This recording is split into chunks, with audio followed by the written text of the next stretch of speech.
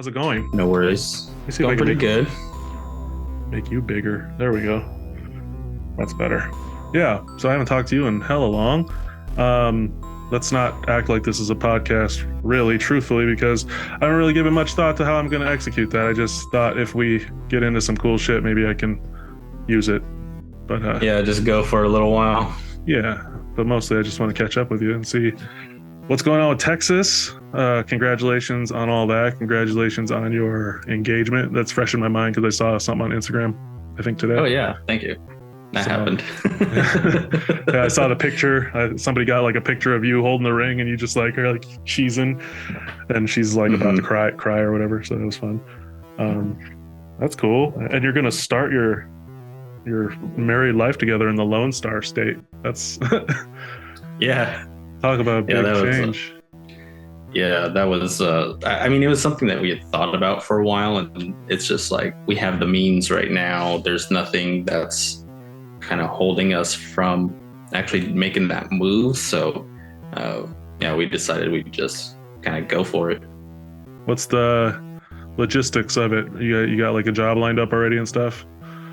Not yet. Right now, I put out some applications, and so I'm looking to try and go into like basically what I'm doing now. So family law stuff, trying to go for firms. Worst case scenario, I'll go over there, just like work for Amazon until I do get hired on. But yeah, updated my resume so that it's showing that I will be available.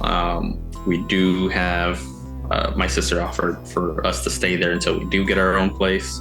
That's awesome. So we're already looking for places, and then from there we're just gonna kind of do what we've been doing and just kind of grinding. And once the fall comes, I'll start going back to school to get my paralegal license, and then from there start my own business.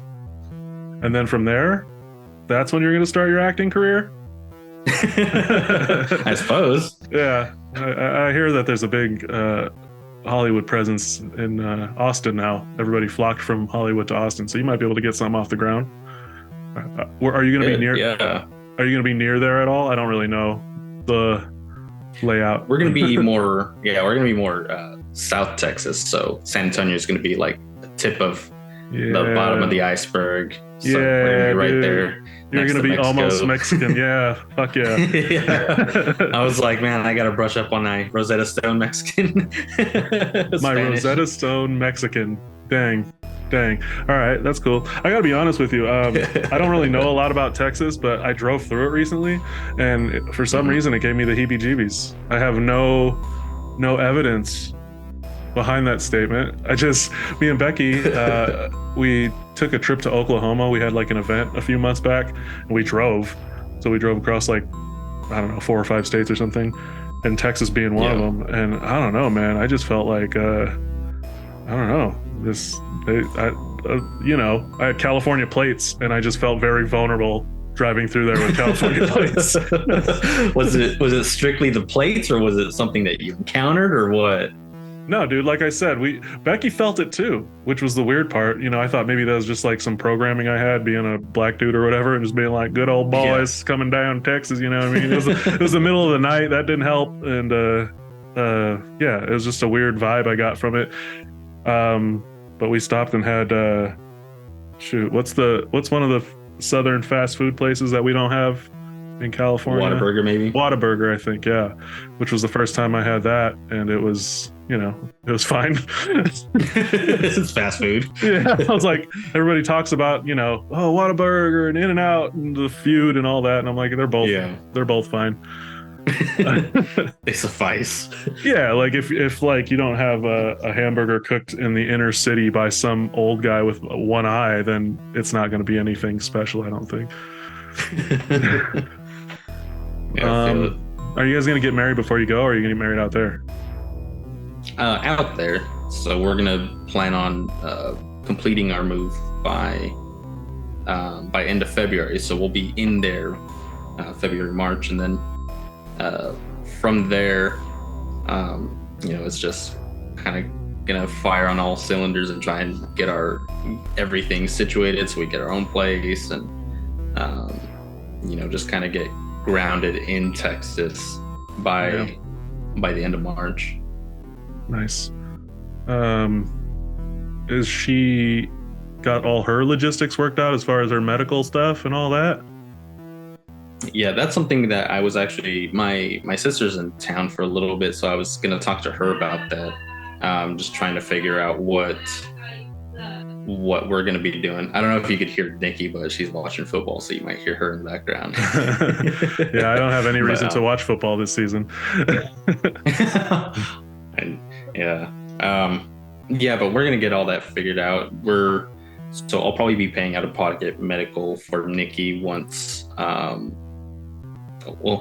getting there and once we're actually there. But then when I get hired on, then going with whatever company gives me medical benefits. And it's going to be kind of a bummer because we're going to have to set all that up again and be like, oh, here's all the information and here's all the stuff and here's a rundown of everything. Just give us our meds for now. And then when we need you, we'll ask you guys for extra. Yeah, for sure. I have no advice on that. I still don't have insurance. I just started drinking more water. I was like, well, I guess that's cheaper than insurance. I'm just drinking more water and like being careful on the stairs is kind of my approach.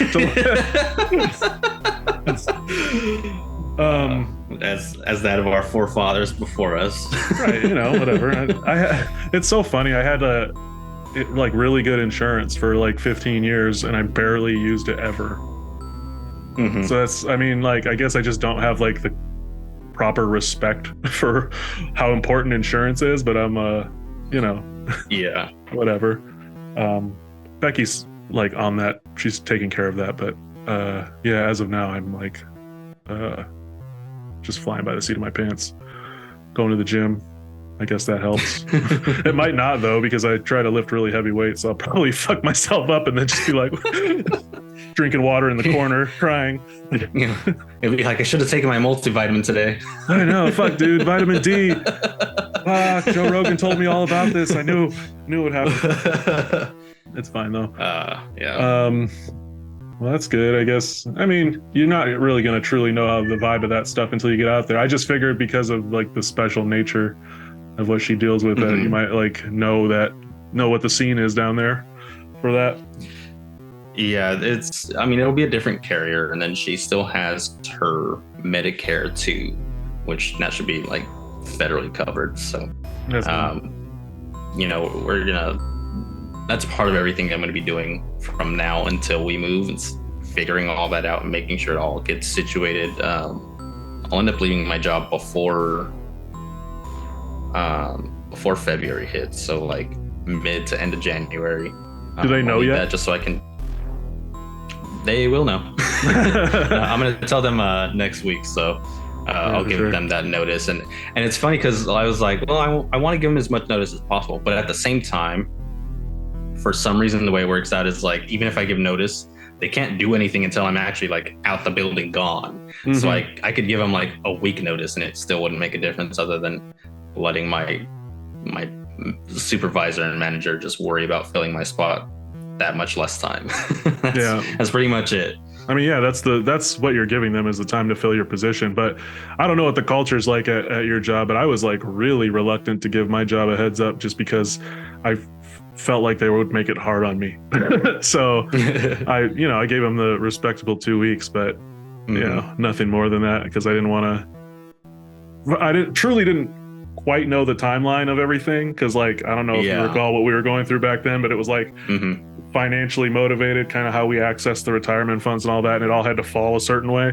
But there were some like, this could be 2 weeks or this could be 6 weeks, this could be, it was like that kind of thing. And so as soon as I got the green light on that, I told them, and was there for a long time, and it was very anticlimactic. Yeah, I remember you telling me that.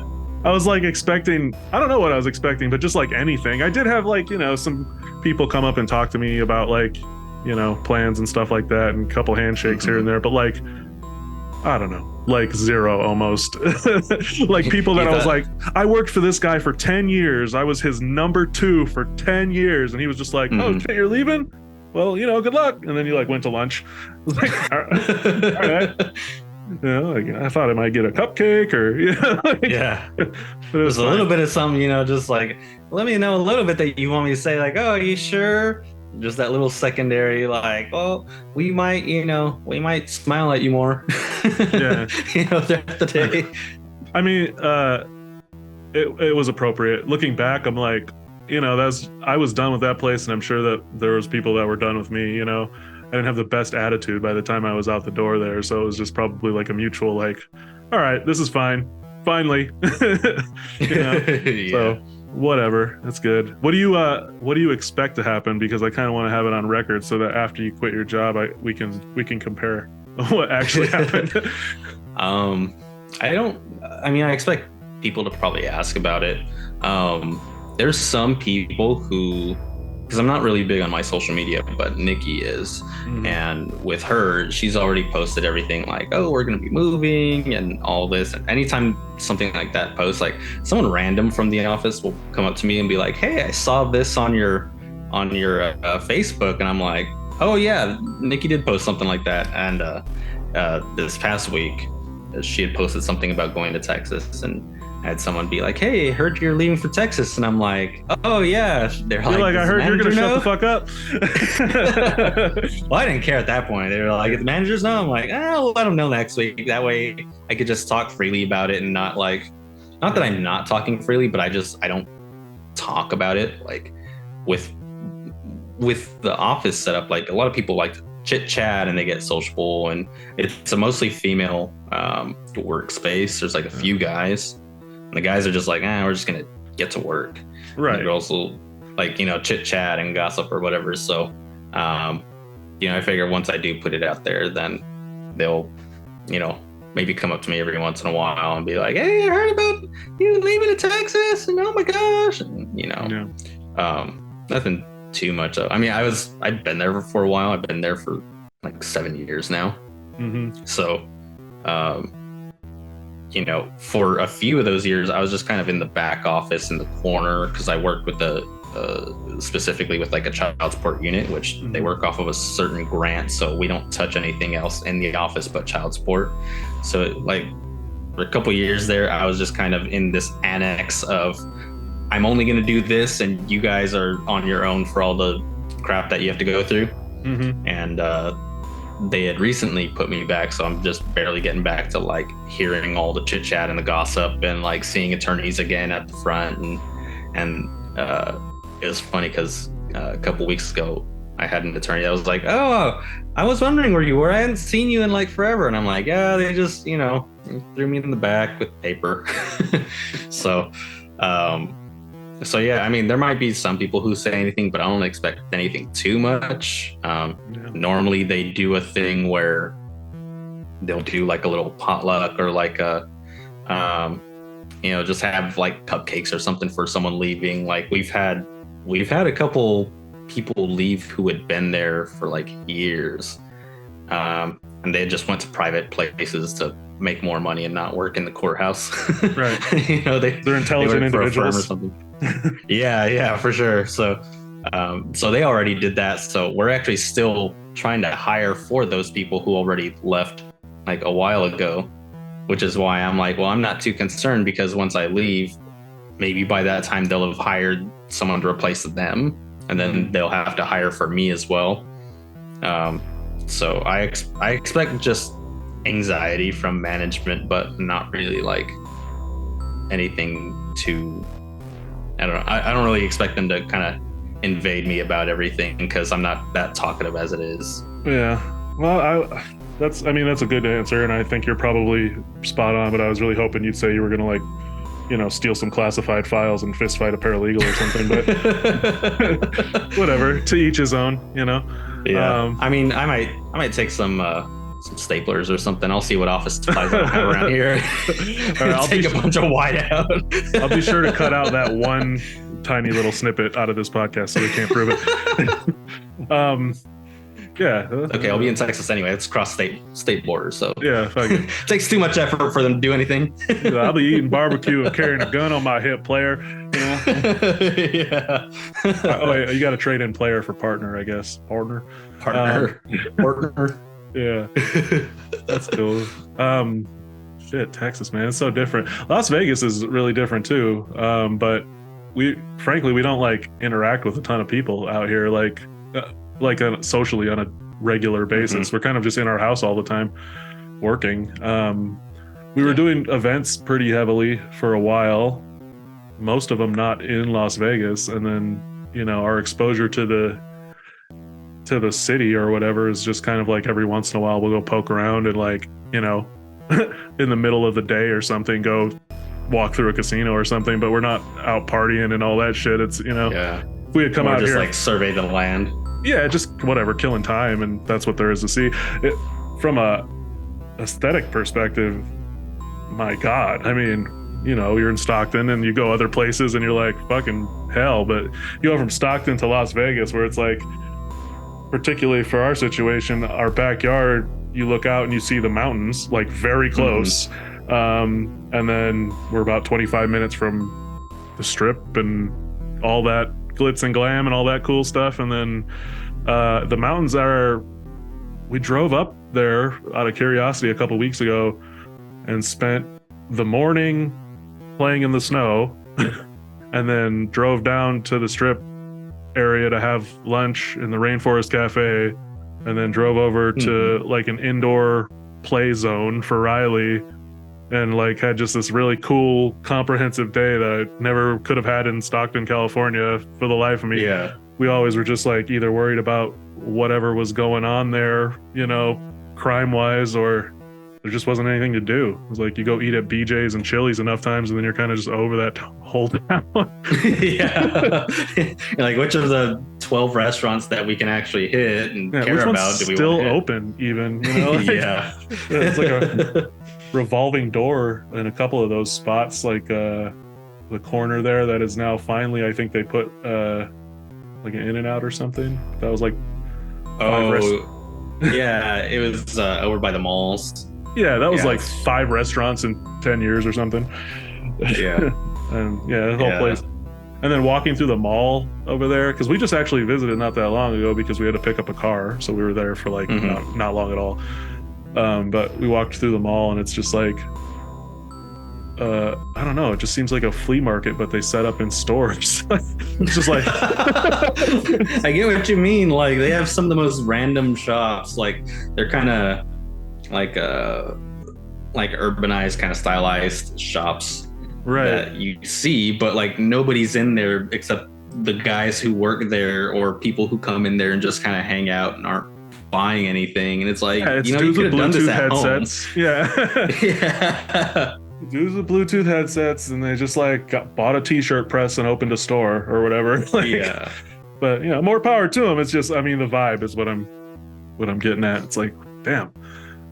And then out here, it's just like fucking steroids. Everything is just bigger.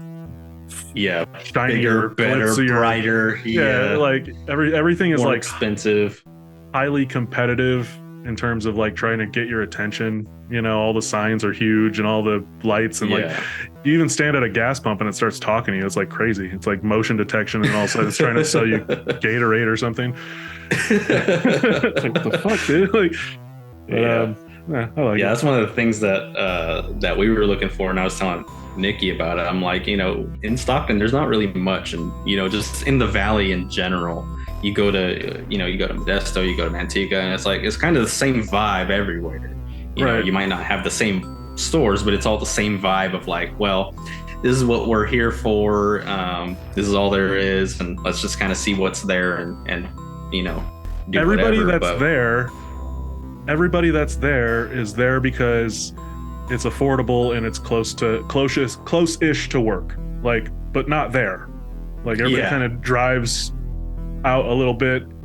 That's like the last place where you can kind of get an apartment or something, but not even really at this point. And you just kind of slip into that mentality of like, fuck, dude, we're just making it, like. But exactly, other shit.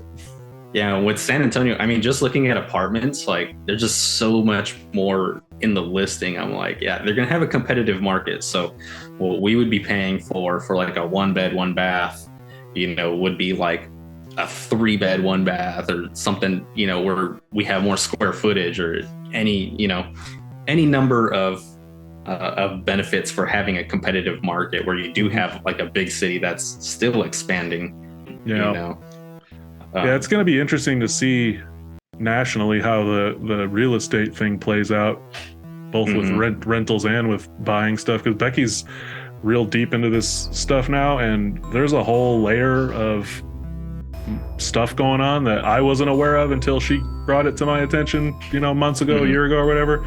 And it's big, dude. I feel like nobody really sees what's happening coming, because there's like a lot of people that are going under the radar and bypassing banks and doing like seller financing type of stuff because the interest rates are so crazy. And people are in trouble. They bought everybody bought when everything was raising, thinking they'd be able to turn around and flip it or whatever, and now they're stuck in an upside down loan or some kind of thing. So all these people are desperate, and they're getting out without really making any money. But the properties are getting turned over to investors, and like in huge numbers. I'm just like, man, if this is going on like in the volume that she makes it sound like it's going on, I'm like, is that going to make everything crazy expensive? And all these people are just gobbling everything up.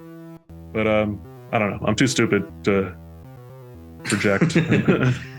I feel it. Yeah, because I mean, even with just like your basic cost of things, like when my sister when I was talking with her as she had come down, she's like, yeah, I went to the store and you guys got like peanut butter for $5. She's like, I get 2 Big O things for $5 over in Texas. She's like, I walked out the store spending like $100, and I was like, man, I could have bought like twice as many things if I were at home. Like just the pricing on everything.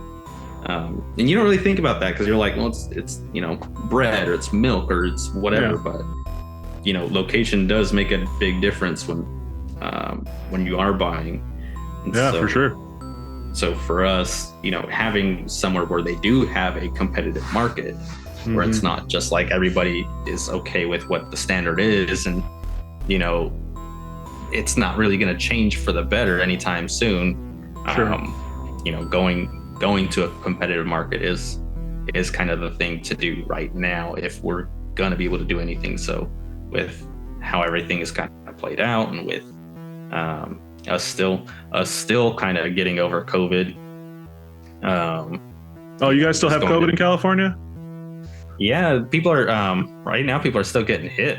Like it's crazy, and that with the flu season.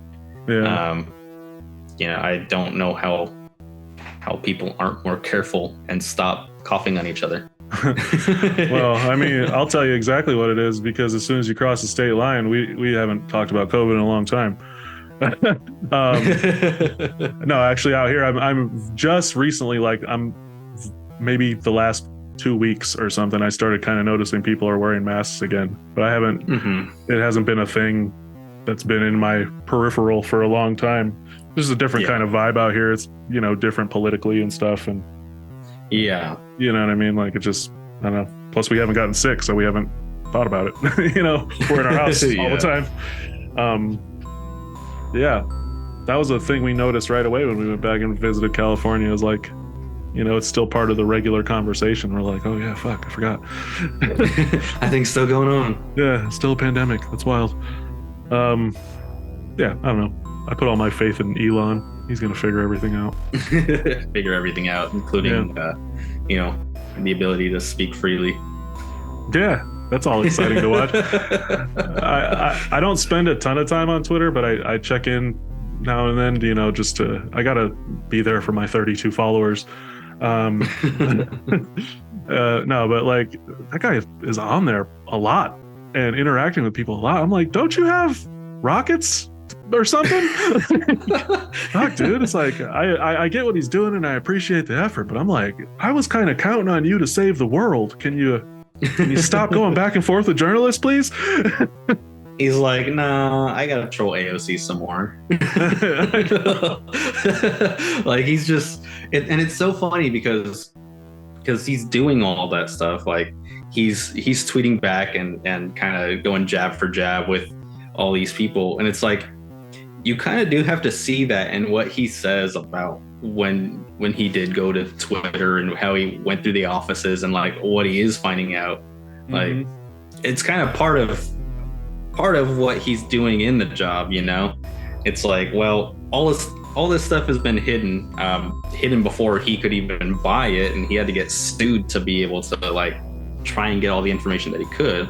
Sure. And then he walks through offices and he's figuring all this stuff out, and he's like, you know, I'm just gonna put you all on blast. So he's just putting it out for everybody to see, and it's interesting seeing, you know, the level of depth that he was right in his instincts. Like, something's not right here. I really shouldn't invest in this, and you know what it took to get there.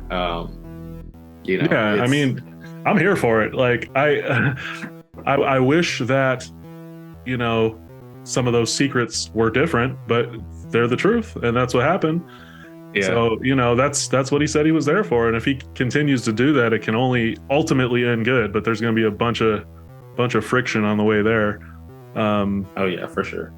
You know, I don't know if Twitter's even going to be a thing in 5 years or whatever, but right now, or, you know, the last couple of years up until this point, it's been super influential to the point where it's like, I don't know, I'd say it's probably 25% of what they talk about on the news before he bought it and made it a headline. You know, it's just like they're always referencing what so-and-so posted on their Twitter and this quote, and let me dig something from years ago that they posted, and now they're communicating with this, and it's just like, it's wild to me, because I mean, you're my age. You remember when it was just like, you used to be able to go on the internet and just be reckless. You post whatever you want on Facebook or whatever, and you know, it was just, nobody thought of it as like archive of their thoughts for life. Exactly. You know, and it's crazy, and it's influencing industry and politics and everything. It's so fucking crazy. I'm just like, people need to shut the fuck up maybe, or something, because like everybody's getting in trouble for everything. Yeah, and it's crazy because, you know, like you said, nobody expected it to be an archive. Like, I'd like to think for us, like, when we were young, the internet was just getting started up. Like, it was just really kind of hitting us stride of, oh, you have all these different things you can do. And then social media, that literally started like during our time. You know, it started with MySpace and every spin-off with all that. You know, you had your Yahoo GeoCities that you created your own little website or whatever. Like, there was a lot of self-expression through the internet that was beginning, and you have a wide audience that can that you can capture potentially. And now how the internet is, I mean, it's gotten so ridiculously large. Like, I don't think anyone would have ever expected this to be what comes of it, from, you know, having like AOL chat rooms to start. Right. You know, and this is like, and we're on like precipice of like more super disrupting technology becoming mainstream. Like, they're talking about the metaverse and all this different thing. Well, I don't know if that business is doing so great and if they're going to keep pursuing that, but eventually something like that. And then, you know, AI and all these different things, something's going to change society in the way that the internet did. And it's going to be another set of like crazy, unforeseeable growing pains. You know, of like what happens when people have that kind of access to their brains or whatever. You know what I mean? Yeah. And it's crazy.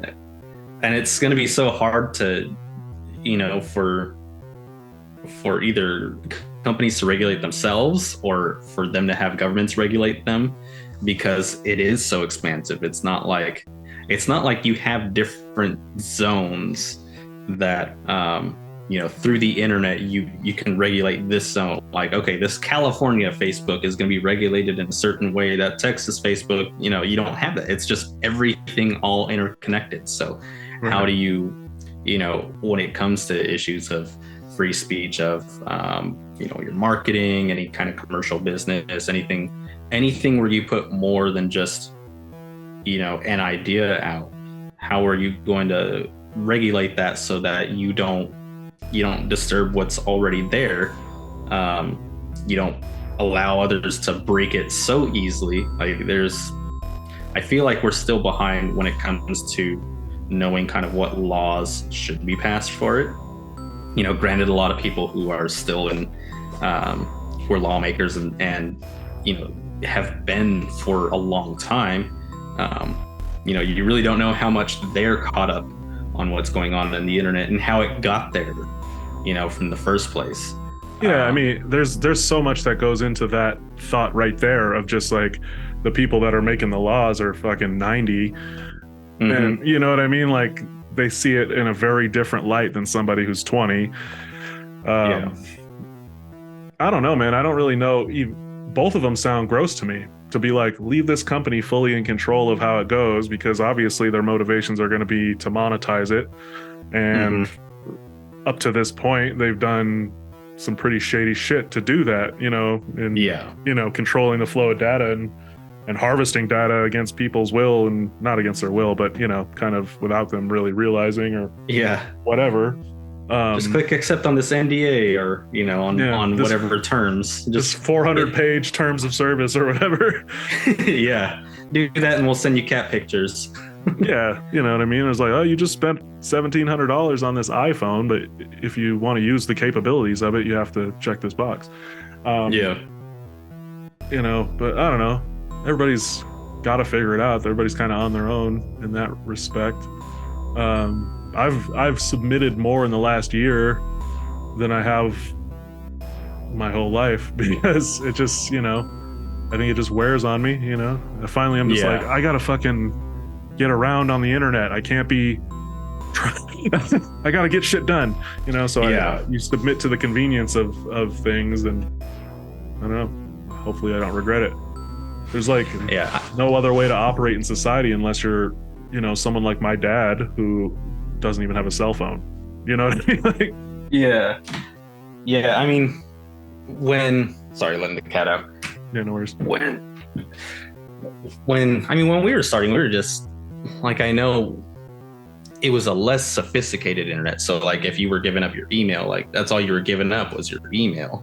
Then you got access to everything. Now it's like, oh, they want your email, but they also want your phone number. They also want your date of birth. They also want to know what location you're at. You know, they want to know all the things that they now have in place to advertise to you. And it's like that data collection is something that that's where they're making their money. You know, it's so far beyond that too, because they're monitoring like the rate at which you scroll and what part of the screen your eyes are going to, and unlocking your phone with your face and all that shit. You know, it's like so wild.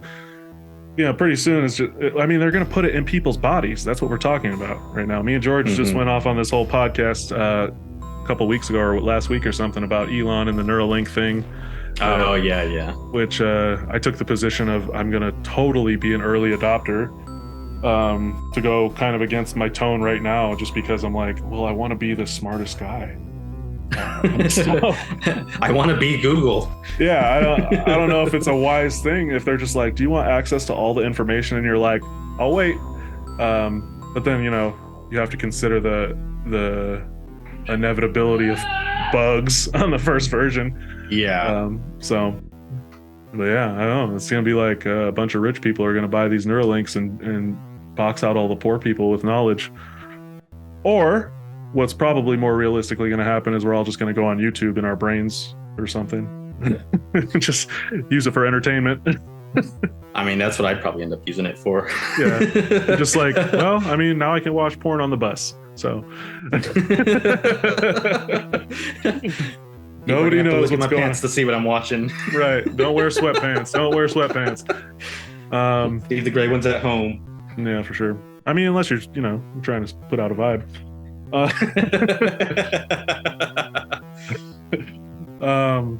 Yeah, technology, crazy shit. Texas, crazy shit. I don't know. Are you ready to like embrace the culture? Are you planning on making any big changes to your personality when you go out there? Because you got like this opportunity of a fresh start. You know what I mean? You could like trade in your Dockers for Levi's or something and really lean into it. I thought about that, like, because from who I am and who I have been here, it's I've always been kind of me, and then going somewhere else, it's like, well, yeah, meeting new people and everything, like you do create your own identity.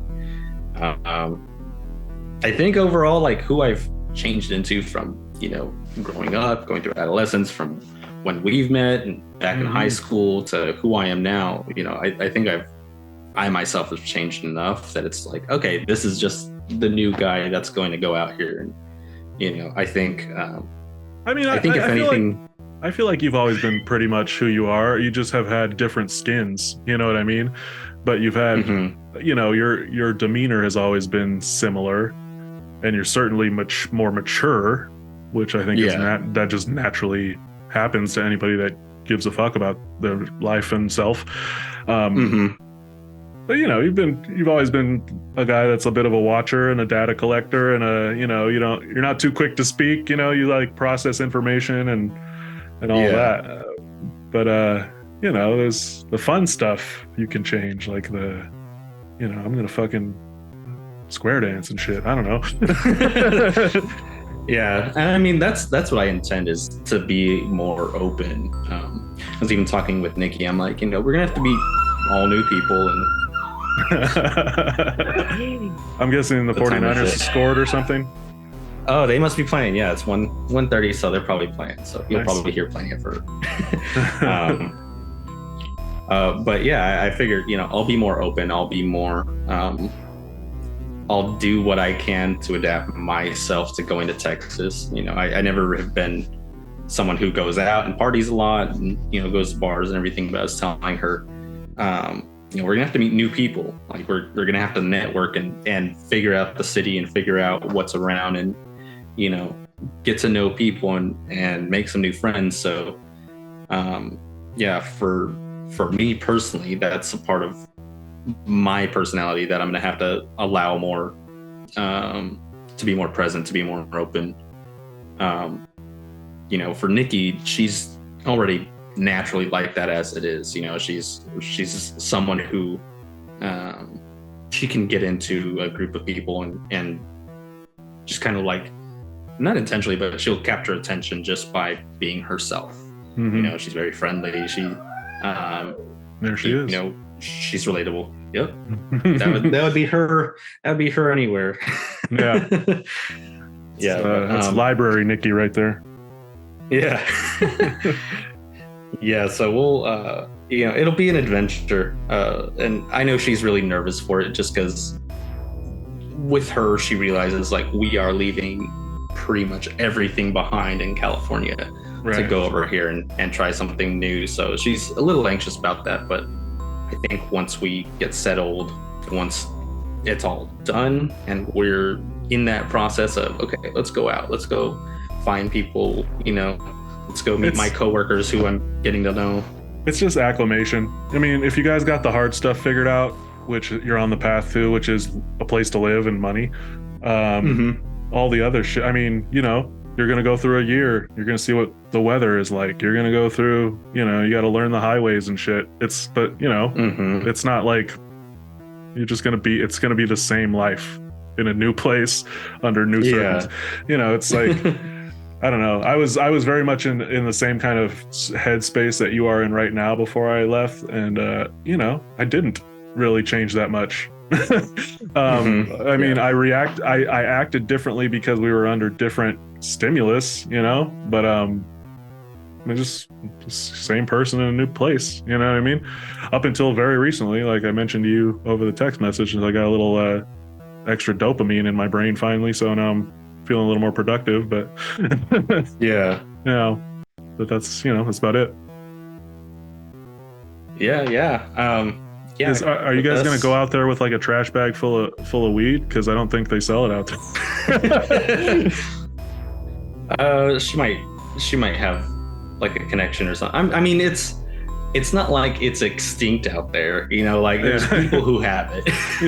If she really needs it, like we'll be able to find someone. Like I just know it's like a really big part of her treatment. So yeah, if anything, I might just have to go and talk to Abbott and be like, hey dude, everybody else is doing it. There's a lot of money Texas could be making. You don't have to make it all off of alcohol and arms. Like, try it out.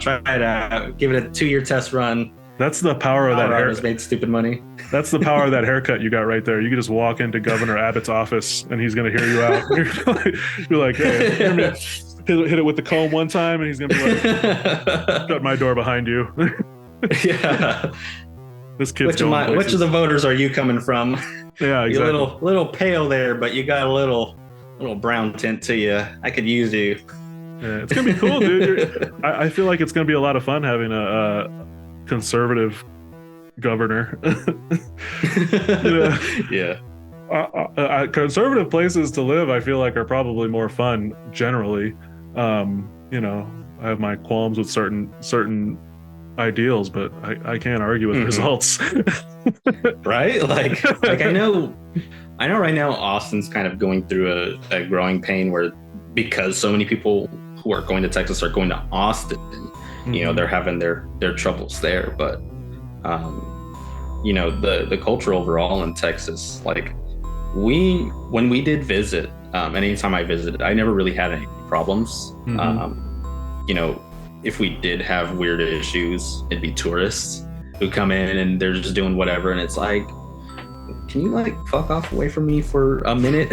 Yeah, for sure. But yeah, other than that, like it's cool. It's a clean place. Law enforcement, like there's been a couple things that have happened, but like they hold their law enforcement accountable. It's not like California. It's like, well, you're on paid leave and we're going to investigate all this, and we might demote you, give you some slap on the hand. They're like, no, you mess up, we're going to fire you, and then someone's going to sue you, and we're not going to back you, and you're going to be screwed, so don't do it. They I think they're very I don't want to say strict, but they hold their values very closely. I think that's something about going to a conservative state is, you have a lot of conservative values, but those values are they're instantiated in the culture everywhere. Like there's certain things you just don't mess with. I think that's kind of like the selling point of the conservative party in general. Like, I'm not going to sit here and declare one side or the other because I'm whatever. I mean, I change my mind a lot, but conservative values are very clear and liberal values are kind of aggregate and shifting. And I at times agree with both sides, but it's, I don't know, it's easy to be in a conservative place. You just kind of know what to do. Everybody's kind of on board with making money, and I could take or leave. I'm not really for the religious part of it and all that, but everybody's like, yeah, you just fucking take care of your family, and if you make money, we're not trying to pay too much taxes. I'm for most of that, and they're just kind of, when it gets to the abortion stuff and all that, it gets a little squirrely. Yeah, for sure. Yeah, it's different. California was like, it got to be a lot, It's just I still love California. It's a good place, but the social support, the safety net, I have my daughter on fucking Medi-Cal and shit, but it's all very helpful. But I don't know, what's the trade-off? We'll learn as we grow.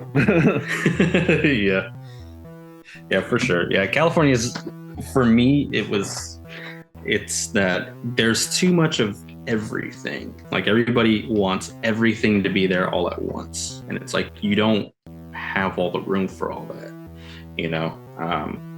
What do you mean by that exactly? Like, can you give me an example? So like just values that people have.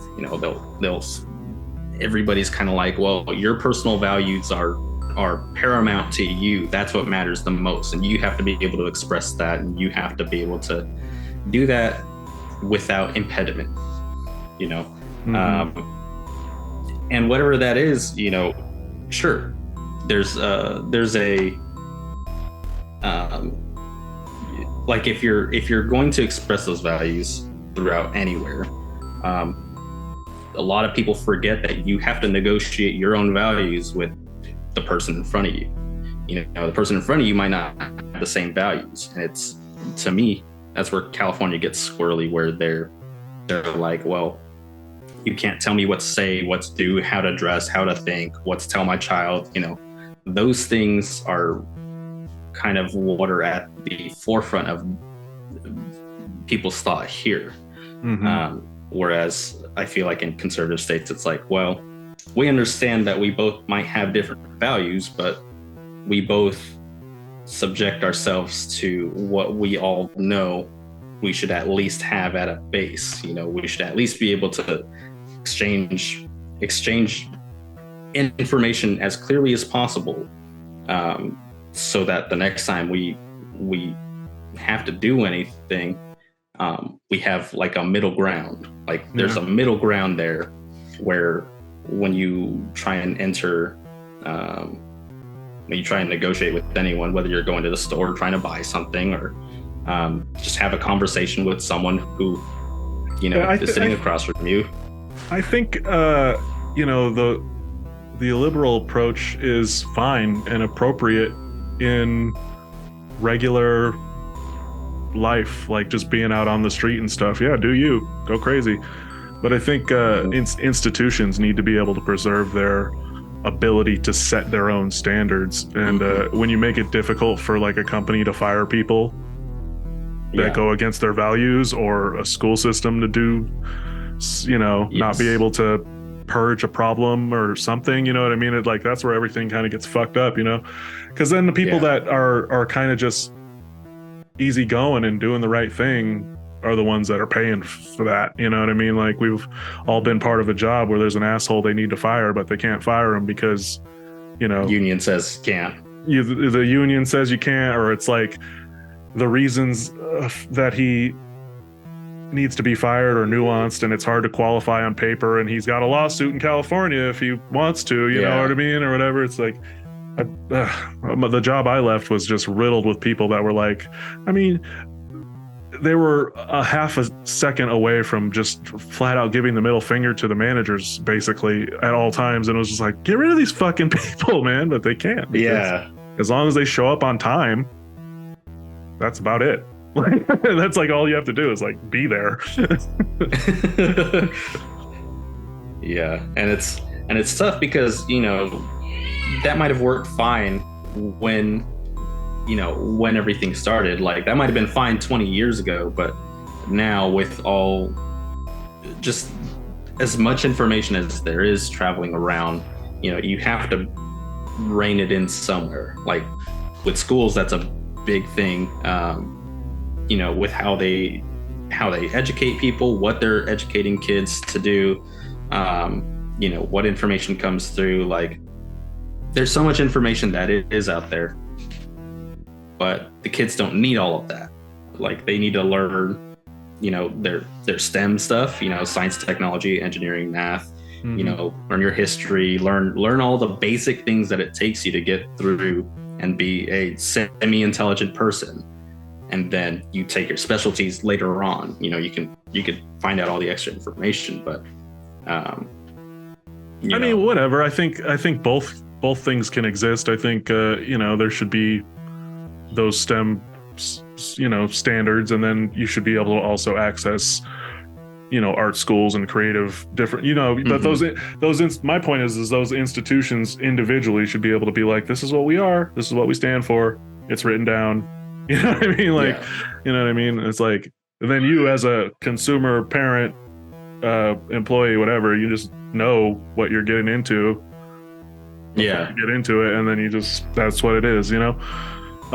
That's how it is to some degree. That's kind of the implication, but it's not really the reality in my experience. It's like, I had a company that was running scared all the time, and it was like crazy to me. Yeah. The school system out here is like, or at least with our two kids that are out here, is way different. Nevada doesn't read well on paper. It's like one of the lower ranking education systems. But I'm not sure that's based in merit, just from what I've observed in terms of the actual education. I think I think parents have a problem with how they kind of handle the situation out here. There's like a no tolerance policy for parents coming onto campus for like basically any reason, because there's like an impediment to the education of the child. You can't like send a message to them while they're in class. You know, you can't, like when we drop off our little one, there's like a line. We have to like walk her up to the fence, and then it's like, all right, see you later. And you know, they're like, don't come in here because you're gonna fuck it up. you're not a professional. But like in California, like Becky told me all kinds of stories. She'd like sit in class all the time and, you know, go jam teachers up and all that stuff. And it's just like, they're like, we do not have time for that. Sorry. Like even the front office has like fucking glass and shit, so they can ignore you if they want to. Like, it's like that's nice of them. I mean, they have it, but like you see it in their eyes sometimes. They had a long day. They're like, you're just gonna have to sit there and wait until I get to you. Like,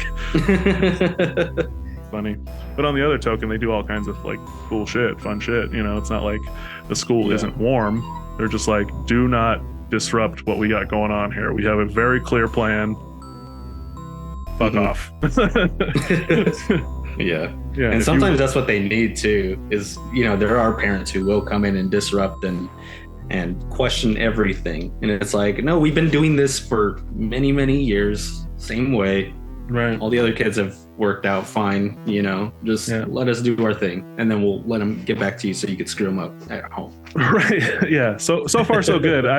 It was jarring, you know, for me that first, I think the first week they kind of let us kind of get in there a little close, but you know, Riley started kindergarten, you know, and you're just like, oh, I can't go in there and comfort my anxious ridden, you know, on the verge of tears kindergartner.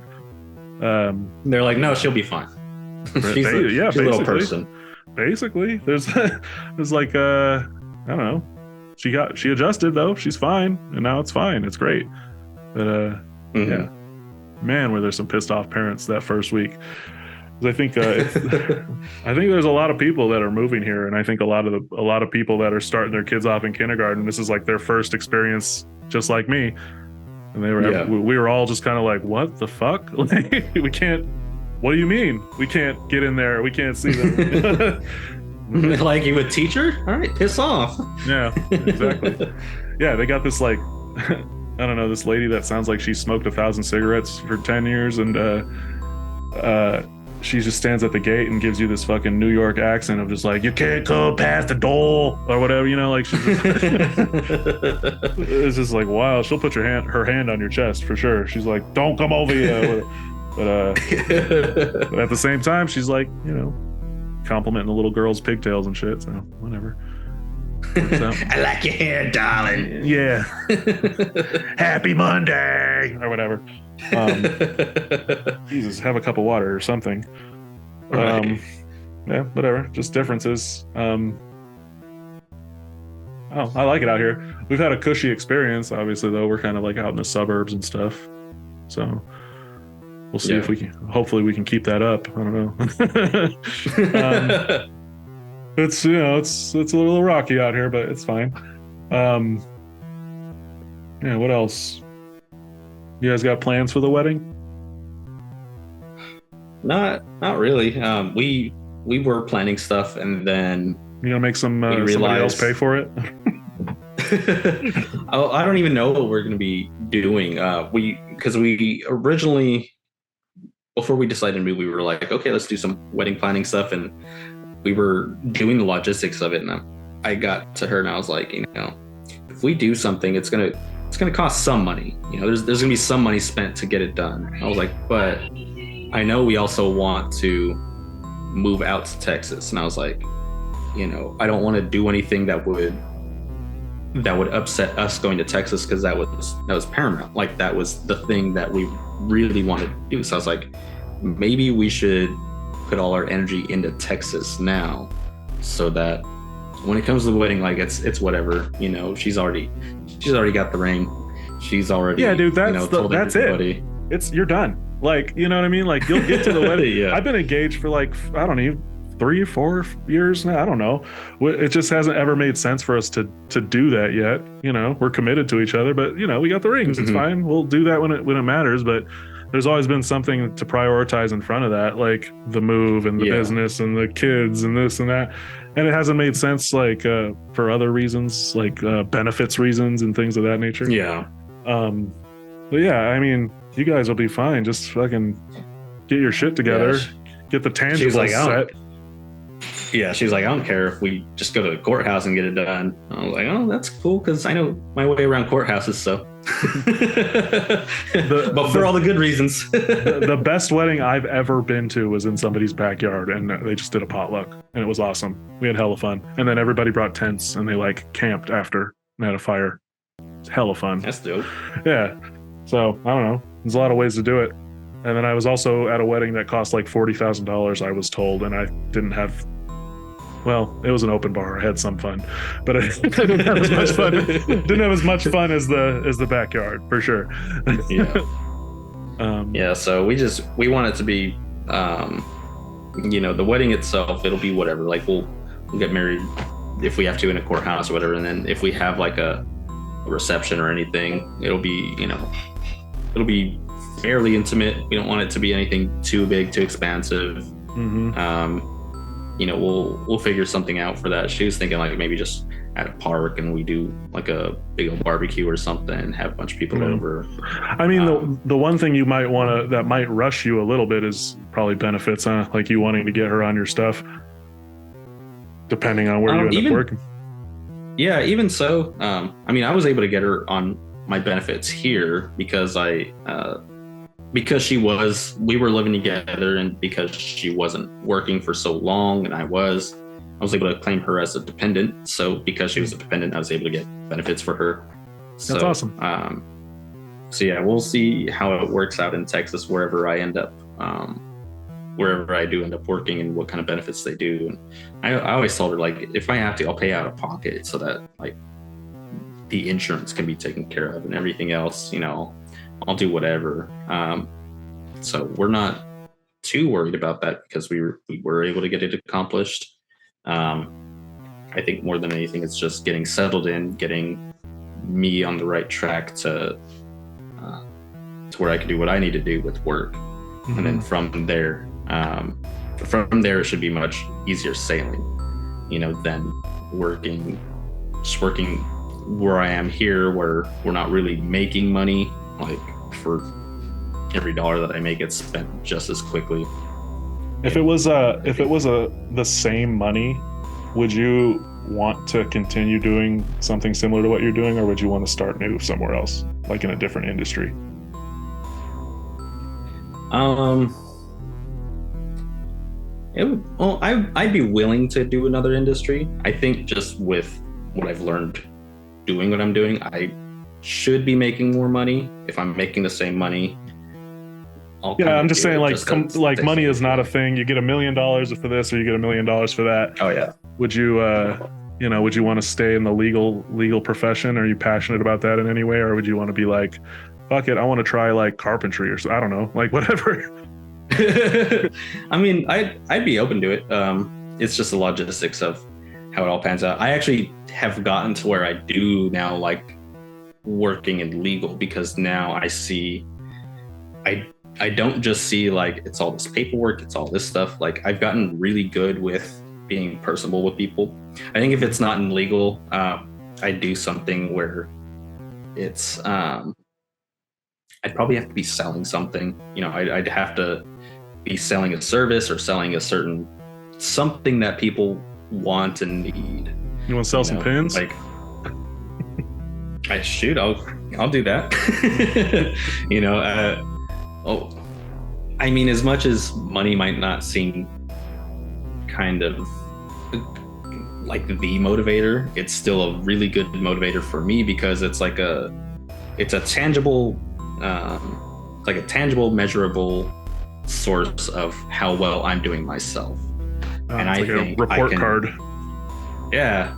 Like if I'm not doing well, I'm not getting paid. And it's like, well, I work hard, so I should probably get paid for the hard work that I'm willing to put in. If I don't put it in, it drives me to do better. Then you should dump that and you should go into sales, because you could make a lot more money. And yeah, it's directly connected to your expertise and your work and all that. Yeah. And you could sell. I mean, I don't know are you good at selling? Do you feel? I'm good at selling, I would say, because I mean, I haven't really worked sales, like a sales job. Like I've worked in industries where I'm like doing retail or doing, one thing or another. Like I can, but I think overall, like I can sell myself as the person who's supplying this product that you want. Mm-hmm. And from that, I could probably sell whatever. Like I just need to know what the product is that I'm selling, and for me, it's like I'll learn that in and out. And from there, I'm sure I could hit some really good metrics on income. I found sales to be pretty difficult. I'm not good at it. It's not a natural impulse or a natural part of my personality. Like I don't know. I just feel weird doing it. It doesn't feel honest to me. Even if I am being honest, I'm like, feels like I'm trying to set a trap for you to fall in or something. You know what I mean? Like, but that's not the case, but that's just it. I feel that way. Yeah. Which affects my delivery. Turnover maybe. Yeah, something. Fucking Jimmy, right? No. Yeah, Jimmy G. Yeah, like the two most important parts of business, like, I'm not that good at, which I would say are sales and marketing. Just because I feel like they're so abstract. Like to be good at it is like, kind of like a dance. You're kind of interacting with a lot of different information. And, I was a factory guy for 15 years, I'm like, plug me in and give me a routine. That's where I'm at. You know what I mean? Like I'll outproduce everybody at this one thing, but if you want me to be thinking on my feet and stuff, that's a different muscle. Which I can do, but it's just, I don't know. Yeah. Whatever. I think with me, because I have been in industries where I'm dealing with different people every day, with having worked in retail, with having worked at the courthouse, like encountering people, and it's like with retail, you encounter people who are, they're maybe wanting to buy something, maybe you sell them something, and with the courthouse, it's like, oh, they have to have these services. They might not necessarily even know what they want in the services. There's tons of times where people are like I need to get divorced and I don't know where to start. And it's like, for me, you're like, first tell your wife. Yeah, which you'd be surprised how many people don't even do that, or they don't do some really basic stuff. It's like, okay, well, when did you guys separate? Well, we're still living together and we still have all these bills and still doing all this, sleeping in the same bed. And it's like, well, makes it harder on you, but you're like, do you want a divorce, or did you just get in a fight last night? Like, yeah. And that's sometimes what it is. They're like, well, I don't really want to get divorced, but I want the kid and I don't want him to have it, even though the kid sleeps in the same room that we do. It's like, that makes it a little, I don't think you know what you want to do yet. Yeah. And so for me, well, that's that's like the messiest shit, like families splitting up. 'Cause it's like, well, I mean, unless somebody like outwardly fucking hits you or something, it's murky, like there's feeling. Yeah. Like you don't really want to do it. You're going from a zone of, I have my family, I have my kids, my job, everything's here, husband or wife, to like, oh shoot, now I'm going to be a single parent on my own, living alone, kid every other week. Like you're going into a whole different place. And that's something that I've kind of learned is like to help empathize with people that like, it's a scary process and you don't want to do it. And you want someone to hold your hand through all of it.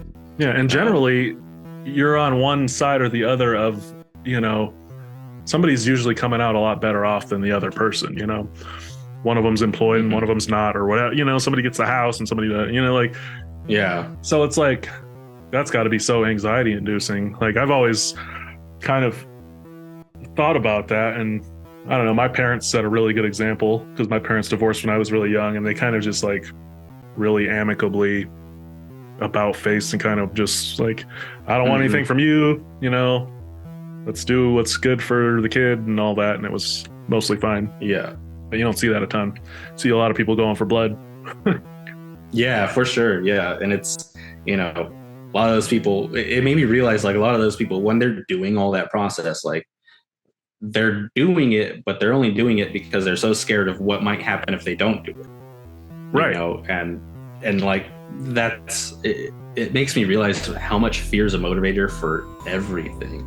You know, you buy a car and you're like, okay, I want to buy this car. It looks nice, but I'm afraid it's going to get junked to shit, you know, before I even get it off the lot. Like it's a lemon or, you know, bro, what if? Yeah. I mean, I think that's kind of where my head goes anytime I do anything that's like, you know, self-care related, whether that's therapy or I meditate or anything. It's usually like, oh, I don't want to do this because of this potential. You know what I mean? It's never like, I don't know. I'm never like driven by something that has happened or something. It's like my imagination or, you know, projection out into the future, you know, whatever. Yeah. And you're just kind of creating scenarios, and like you get into the habit of doing that, I think, if you're not careful, which is where I find myself is you just kind of are like, well, I'm not going to do that because, you know, I already see how it's going to happen. Yeah, I already know what's going to happen. You know what I mean? It stops you from doing a lot of shit. But, you know. Yeah, exactly. Yeah. So for me, you know, having seen all those people and dealt with all that and seen all, you know, how that motivates them, it's helped me to be a more people person, you know, where I can see in their eyes like why they're doing something. It's like, you know, you're probably thinking these things, you know, probably thinking all the worst scenarios that have come up, or, you know, it taught me a lot, because usually when I'd be taking phone calls, like I had that, okay, I need to get you from point A to C, and you need to be able to go from A, B to C.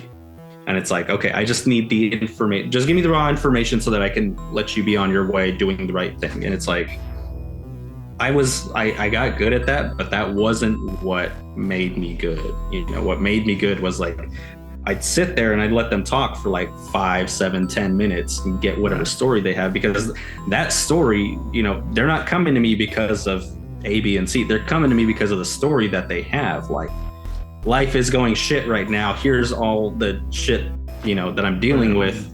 Finances, I need to pick cheating, up these pieces. blah, blah, blah, yeah. So from that, you know, it helped me to disseminate that information. Like, you know, all those things are going on, but, you know, you're still here. You're still standing. Like you haven't been destroyed. You know, things might not be as great as you want them to, but it's not that bad, you know. And I was talking to some lady last week. She was like, yeah, you know, he was fine, and, you know, I thought we loved each other and this and that, and turns out he was doing all this stuff. And I was like, well, you know, that doesn't sound ideal, obviously. You know, you're all like, well, you know, you don't have any teeth and you're kind of mean, so, you know. Yeah, and it's just like, you know, you're not in an ideal situation. You know, you are in a rough spot, like you are going through something. I was like, but if your parents would have taught you anything, or their parents could have taught you anything, is that they had it much worse.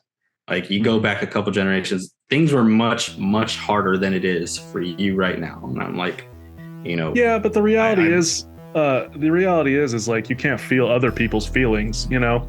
So we could talk all day long about how much worse the Great Depression was than our lives today, but like, you've only experienced the worst shit that you've experienced, you know, and that's the worst shit that's ever happened to you. You know, you like lost your soulmate or your family or whatever. So that makes sense. And I do get the impulse of people wanting to protect themselves because, you know, people feel vulnerable. And, you know, if they lose all their money or they lose their security or whatever, then they find themselves lost, you know? But then, they overcorrect, and then they fucking got the other person for everything they're worth. And it becomes, you know, it's crazy. I've seen it, you know, firsthand with my partner's situation with her ex. And, you know, I've seen her give grace and be taken advantage of. And I've seen her also, you know, hit that point where she's like, all right, now I got to fucking cut you down because you're not doing the thing or whatever. And it's just like, man, that's such a tough thing to deal with, because you're talking about, you know, the father of her kids or whatever, you know. Yeah, he's an asshole. We can sit here and chant that and all that, but you know, there's got to be some kind of like, fuck, man, 15 years ago or whatever, I wish I would have done something different, but or whatever. But you know, here we are. So that's crazy. Yeah. So I think you're like the mentalist in that shit, so that's cool. Yeah, I think just, you know, when it comes to knowing people, like getting to know them goes a long way. Like even if it doesn't immediately benefit, like building that camaraderie, just going and talking to someone and getting the vibe of what they're putting out, you know, it lets you know kind of what direction you and them can go for whatever it is you need. So if you're trying to do business with them, it's like, oh, I can meet these needs of you. You know, if what I have isn't what you're looking for, then I know not to spend too much time trying to pull you into whatever it is I want to pull you into. You know, some people just want to be kind of left alone, and like want to go about their business. Like it took a lot of learning from not really having talked to people much to only talking to people on the internet, because I sat at home on the internet all the time, to you know, going out in the world working and actually meeting people in person and seeing how dynamic everything is, and how not everyone who's an asshole grew up to just be an asshole. You know, they went through stuff in life, they experienced the things they experience, and they have the opinions they have. They took some L's. Took some L's that formed them into a certain person, and now you have to negotiate with that person. Yeah, that's really a very wise way to look at people, because I think that anytime you find yourself in a, you know, a fearful state or angry or whatever, you know what I mean, you would hope that people won't think that's who you are forever. You know what I mean? You're just like, fucking, but you know, this motherfucker, that person did this, and you know, then I got this bill, and I, you know, fucking my house burned out. Like, how am I supposed to, you know, 5 years from now when you're in a better place, you don't want people to be like, no, you're that guy, you're that fucking guy that's, you know, that screamed at me or whatever. You know what I mean? Like, it's humanity, it's life experience and processing, and you know, all that. Yeah, for sure. Yeah. Oh, that's cool. You've probably had a lot of, well, I'm not going to put words in your mouth, but I would imagine through the phases you've gone through, because I've seen you in like very spaced out chunks of like high school you, who was like, you know, I don't know how you describe it, like kind of the metal guitar guy or whatever, you know what I mean? And then you went more down like the dreadlock, you know, hippie-ish kind of thing going on, and then like I find you to be this like very professional, put together adult man now, and it's just like I'm wondering if you've felt the difference in perception having those like different identities, like just how people approach you, listen to you, respond to you, or whatever. Do you have anything on that? Oh yeah, for sure. You know, and that goes with how my personality has shaped, you know, and my outlook on everything. You know, being younger, of course, you think you take in all the negatives that you're learning. You know, like growing up, you have this expectation of what adulthood's going to be like. How free you're going to be to do things, because you no longer have these restraints. And you know, you grow up and you learn, oh wait, there's so many things that are restraining you that you don't even see or notice or aren't prepared for, or impose on yourself. Or impose on yourself, you know. And I mean, I think everybody, if they're adventurous enough, they take those L's, and they kind of have that form who they're going to become, you know, based on how they react to it. You know, for me, it was like growing up, it was always kind of, I was always kind of struggling with myself, you know, just to push myself further to do more things. And, you know, when I was young, I didn't really want to do a whole lot. I just wanted to kind of do my own thing. and enjoy you always struck freedom. me as, you always struck me as very heady, like you were kind of like Emmanuel at the controls. You know what I mean? Because I remember in high school one time you telling, I don't know why I remember this, but I remember in high school you telling me that you like taught yourself how to walk a certain way or something. And I was like, oh, you didn't say it like that. That sounds probably weirder than I can imagine having said that. Yeah. Cause it's like every, I don't know. I would take recognition of certain things, just like how I would walk, how I'd talk, how I'd approach people. Cause I think I was trying to learn what people reacted to and how they reacted to others, and seeing people with a confident walk versus like a, looking scared versus looking whatever way. And it's like, I think that's extremely relatable. There's a lot of people that think that way. I think that way a lot too.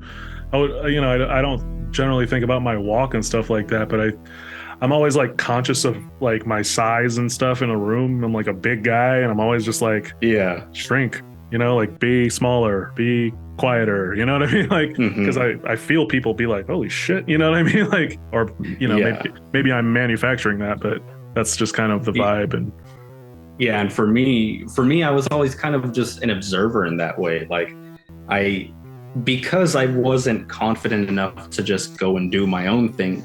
I think I was constantly trying to emulate what other people were doing. For example, when we first met, I had just come from like Catholic and Christian schools. Last place I was at was St. Mary's, at high school there. And even there, I didn't really fit in. Like, I didn't really do any sports or anything. I tried out for a couple teams, didn't really want to go through. And so I didn't really do much of anything, but just kind of watch as other people did stuff. And then going to Stag and meeting you guys, I saw how diverse everything was and how little my own world was. And so in order to not disturb what I was about to get into, it's like, well, let's see if I could blend in. Let's see if I could just kind of see what this is about. And that's kind of how I took my approach in my adolescent years. And then growing up, doing my own thing, it was like, once I got a job, got my own place, I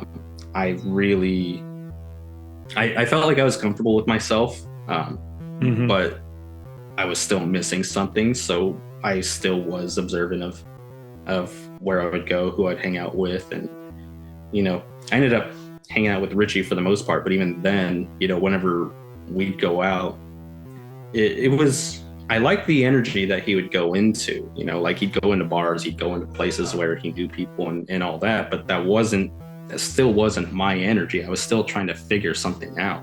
Sure. Yeah. I think that's kind of like something that we probably will always have with us as people, you know what I mean? To some degree, because our life changes like crazy. Like you're that guy, and then now you're also the guy that's about to get married. And then, then eventually maybe you'll be the guy that has kids, or the guy that, does, starts this business or whatever. Like, and it's like the forever and ever and ever, the ground will be constantly shifting under our feet and we'll be trying to figure out who we are in that, But sorry to interrupt. I just connected with that. That's,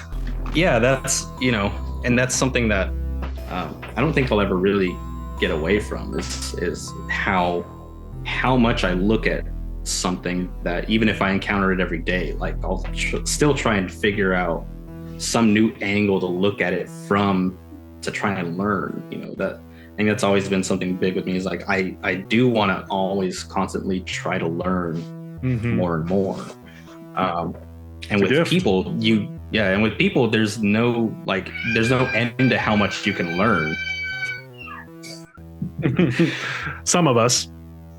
Yeah.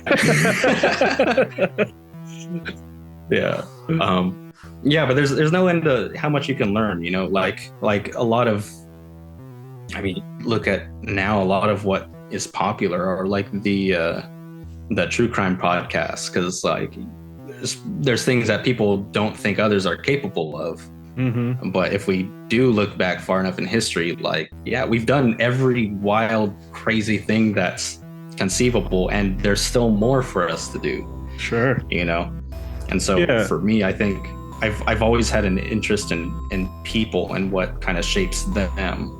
And I think that's kind of what's always resonated with me, is like, oh, how was learning about that going to help shape me? How's that going to help me to, you know, in my encounter with the next person?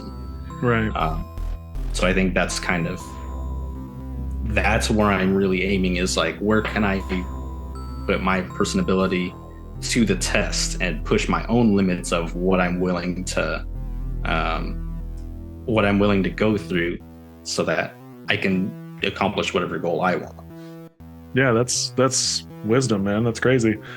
It is something wild to stew on, to just kind of try to perceive, which is impossible to do, but try to perceive like kind of all of the layers and angles of life, mm-hmm. and like what influences any given moment, and then just like person to person, how two people might perceive that completely differently. You know what I mean? Yeah. Standing in the same room, looking at the same thing happen or whatever. Yeah. I honestly think that's a big part of why I really liked music, and why I liked playing in a band, and why I liked when we would jam and stuff. You know, like it's like you strip everything away and you try and harmonize through your instruments. Sure. You know, yeah. and like, I don't know, there's never really been anything that's hit as good as like when you enter a really good groove with someone while you're playing music. Like there's some kind of synchronicity that happens there, that it's just a whole different level of connecting with people. Yeah. You know, and you do that and you have a crowd in front of you too, and it's magnanimous how much that can drive your endorphins up.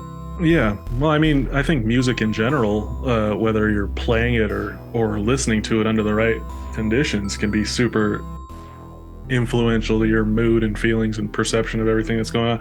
Lately, I've been like really, really sinking into my workouts, and I've been in like, I mean, this is a different thing, but I've been like literally falling into a trance. I feel like I just have like really high energy. Like it's like been a lot of rap and shit. And just like, I get into my workout, I feel like I could fucking run through a wall or something. Like for these 2 hours a day, I hit this, you know, I warm up, and then when I'm dumping sweat and everything, I'm just like another person. And it's like been a really meditative, like primal, connective experience. And it's like, and then I come home and I shower and I'm just dad again. But it's like those 2 hours, it's like early in the morning before I talk to anybody, I'm just like a motherfucker. Like, I feel like I'm like growling and shit, you know? And that's a cool byproduct of, you know, the music and that energy being applied to it and all that. So I get what you're saying to some degree. I've never played in front of a crowd, so I had to come at it with my thing. No, but it's that same thing, you know. It's that hitting that stride beyond your plateau, you know, because you know how there's always a level of like, you've reached this level and you're trying to go above it, and you know, you struggle to push yourself, and then, you know, there's something that either clicks or you really focus on it, and then you go beyond it and you're just like, I'm unstoppable. Yeah. You know, have you heard of David Goggins? Are you familiar with him? I've heard the name. I don't know if I've listened to a lot. He's it's hard to summarize him. Basically, he was a big fat guy, you know, a loser, as he referred to himself, and he's a hilarious guy. He cusses a bunch and stuff. He's like, I was a motherfucking bitch and this and that, you know, but and then he you know, he made his choice to change all that, and he, like, in a very short amount of time lost all that weight, joined the military, became a Navy SEAL after like a few attempts, and then fast forward through his whole life to now, he's like almost 50 years old, and he runs these 250-mile races, these like Moab multiple day crazy races, and his knees are both like worn out, like bone on bone, and he just is like, his whole brand and vibe is all about just like persisting and pushing through and like accessing these different parts of your mind where you just are like, people just don't go. Like, you can just fucking go. Yeah. Like, you know what I mean? Like, it hurts. Yeah, it hurts. Now what? Take the, do it anyways or whatever. Yeah. And it's just like, very inspirational guy. I read one of his books called Can't Hurt Me, I believe it's called. And yeah, it was worth it. It was a good read. So maybe look into him if you're ever feeling within those feelings of like we just discussed, Yeah. Trying to get past a plateau or whatever, because he'll motivate you. Yeah, for sure.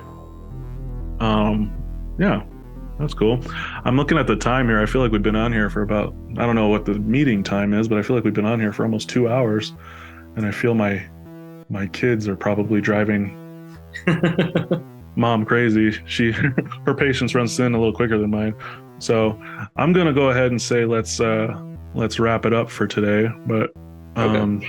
It's been good talking to you, and maybe we can hop on the phone and do a non-podcast talk here in the near future, since we've reestablished connection and seen faces. Yeah, for sure. Because I'm curious about what you got going on, and I want to hear about the wedding and stuff. I better get invited. Yeah, for sure. Yeah, it was good talking to you. Yeah, good talking to you too. Yeah, we'll definitely connect more, and we'll reestablish that connection. If anything does come up, or anything interesting comes up that you want to do a podcast for, or even want to just talk about news or we can Zoom for no reason if you want to. That sounds awesome. I don't have a lot of social connections out here, so I'm like, yeah, fucking, I need to go harness my fucking homies again,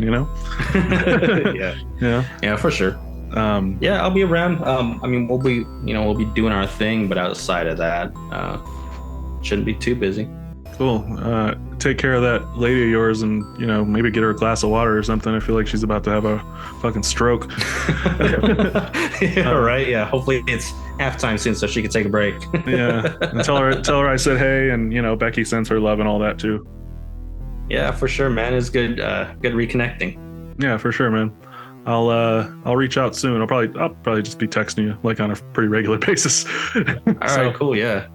All right, man. All right. Take care. Tell Becky and everybody I said hi, and for sure they're all having a good time. All right, man. Later. All right, later, dude.